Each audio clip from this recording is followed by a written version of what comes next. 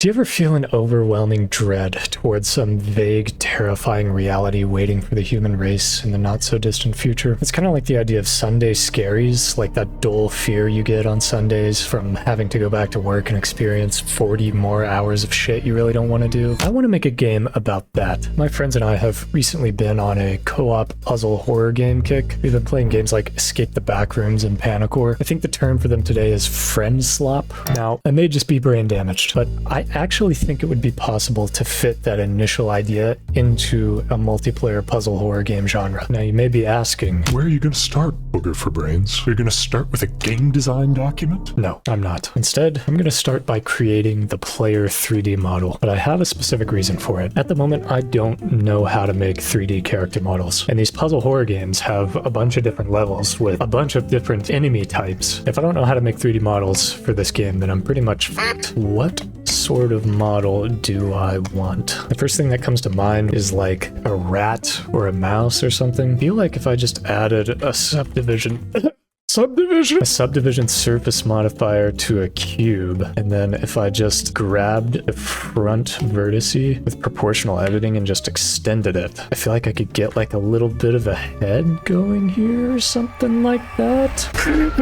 I fucked up really bad. I'm just joshing. Yeah, this is the actual character. It's kind of like a cutesy little Animal Crossing style. I just thought it would be kind of funny to have like a cute character in contrast with a game that talks about how our children are going to die from climate change disasters. Check this fucking shit out. Holy fucking rigged model. We have a little walk cycle. We've got a run cycle. Little arms wave back and forth. And when he crouches down, it gives him like this insane gooch area. Definitely going to keep that in the game. I feel like I have a better grasp on creating character models now, but there is another important piece to this process, and that is creating levels. I want this game to dive into some crazy shit, but I also want to start the game off light, to the genesis of the Sunday Scaries, work. Why do I want to start with work? I guess it's because work is sort of the first real slap in the face for most people that shows you aren't really in control of your life. Anyways, I want to start practicing level building with like a very basic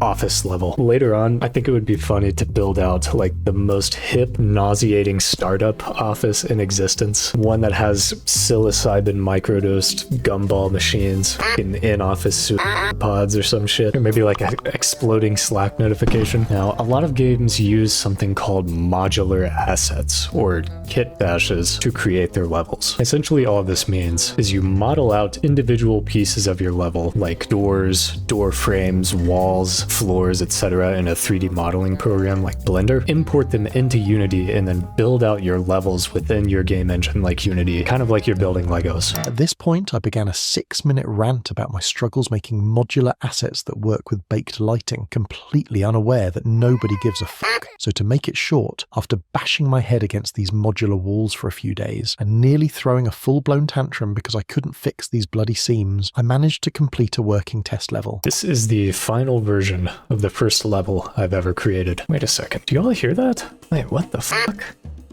Oh my god! We've already implemented multiplayer into the game. The animations are all synced up, the mouse is looking good, he still has a crazy ass gooch, you can kind of see it from far away, but something that stands out immediately, of course, is just how blank this level is. There's nothing to actually do, but more importantly, there's no enemy to chase and kill you throughout the level. Luckily, I've already started making some progress on this front. I've managed to build out this fully networked AI navigation system where this guy will chase the players, and when he gets close enough to the players, he attacks them and kills them. And when you combine it with this level design, it kind of results in these sort of Scooby-Doo-ass moments. But this model is definitely not the one that I want to use in this level. I want to try to build something custom. The idea that I have right now is a floating CRT monitor that features your boss on the screen like through a Zoom call or something. When he does start chasing the player, I want him to spout out corporate startup buzzwords. Can we circle back on that? Can we circle back? Let's double tap into that. So I pulled some reference images of CRT monitors into Blender to help me model this stinker out. There you go. Whoa, what the fuck? This model actually doesn't look half bad. Also, you got me a new microphone too? Dude, thank you. But it still needs texturing and animations. There you go. It's got the vent plates in the back. We have this roam animation where it kind of sways back and forth, and a chase animation where he sways back and forth again. One thing I don't have at the moment is an attack animation. Maybe he can headbutt the players and then they just go flying off or something. Oos! Oos! Right now I'm kind of tired of animating, and honestly I just want to see what this is going to look like in the game engine. Oh yeah, dude. Look at him go.